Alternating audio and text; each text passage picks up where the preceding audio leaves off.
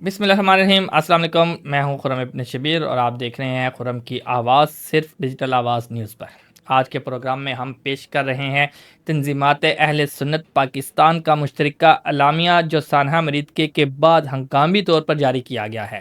اس اعلامیے میں امن، مطالبات حق اور ملک گیر رد عمل کے حوالے سے اہم نکات شامل ہے، جس کا تفصیلی مطالعہ اور تجزیہ ہم آج کے پروگرام میں کریں گے۔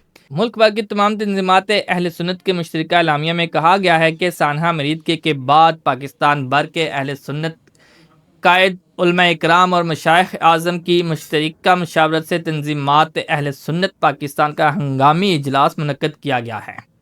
اجلاس میں فیصلہ کیا گیا ہے کہ شہداء مریدکے کے قاتلوں کے خلاف فوری کارروائی عمل میں لائی جائے اور حکومت پاکستان سے مطالبہ کیا گیا ہے کہ وہ شہداء مریدکے کے قاتلوں کو کیفر کردار تک پہنچائیں۔ تنظیمات اہل سنت نے حکومت پاکستان سے کہا ہے کہ تحریک لبیک کے ساتھ فوری مذاکرات شروع کیے جائیں تاکہ حالات مزید کشیدہ نہ ہوں۔ سانحہ مریدکے کے بعد عوام اور کارکنوں کے غم و غصے کو مد نظر رکھتے ہوئے ملک بھر کے علماء مشائخ نے 17 اکتوبر کو یوم احتجاج منانے کا اعلان کیا ہے۔ مزید کہا گیا ہے کہ افغان سرحد پر مسلسل فائرنگ اور پاکستان کے سیکورٹی اداروں پر حملے قابل مذمت ہیں۔ حکومت پاکستان اپنی خود مختاری اور دفاع کے لیے تمام ضروری اقدامات کرے۔ اجلاس کی صدارت پر پیر آصف اشرف جلالی نے کی، جبکہ مشترکہ اعلامیے کی تیاری میں علامہ پیر سید ریاض حسین شاہ، پیر مفتی غلام مصطفیٰ رضوی، علامہ ضیاء اللہ نقشبندی صاحب اور دیگر علماء نے حصہ لیا۔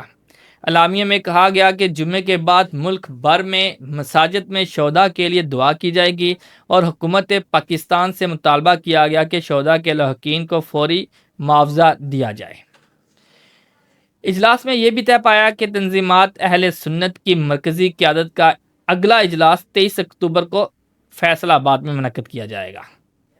اہم نکات جو اس پوری میٹنگ میں جو اہم نکات رکھے گئے ہیں اس کے بارے میں آپ کو بتاتے ہیں کہ فوری کارروائی کا مطالبہ، شہداء مریدکے کے قاتلوں کے خلاف فوری اور مؤثر کارروائی کی اپیل، پھر مذاکرات کی درخواست، تحریک لبیک کے ساتھ فوری مذاکرات کے ذریعے مسئلہ حل کرنے کی تجویز ہے، پھر یوم احتجاج 17 اکتوبر کو عوامی غم و غصے کے پیش نظر ملک گیر احتجاج کا اعلان ہے، سرحدی تحفظ، افغان سرحد پر حملوں کی مذمت اور دفاعی اقدامات کی حمایت، شہداء کے لاحقین کے حقوق، لاحقین کو فوری معاوضہ دینے کا مطالبہ۔ قیادت کا اجلاس ہوا۔ آئندہ مرکزی اجلاس جو ہے وہ 23 اکتوبر فیصل آباد میں طے پایا گیا ہے۔ ناظرین، اس اعلامیے میں دو متوازی مگر اہم توقعات سامنے آئی ہیں۔ پہلا، یہ حکومتی سطح پر ایک دباؤ ہے کہ شہداء کے قاتلوں کے خلاف سخت کارروائی کی جائے جو عوامی جذبات کی نمائندگی کرتا ہے۔ دوسرا، علماء مشائخ قیادت نے اس تنازع کو سیاسی شکل اختیار کرنے سے روکنے کی کوشش بھی کی ہے، اسی لیے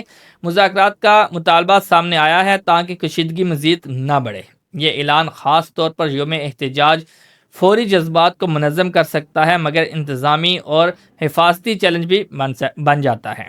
حکومت کے لیے واضح پیغام یہی ہے کہ یا تو شفاف تفتیش یا جلد انصاف فراہم کیا جائے، یا پھر مذاکراتی راستہ اپنایا جائے تاکہ عوامی رد عمل ہنگامی صورتحال میں تبدیل نہ ہو۔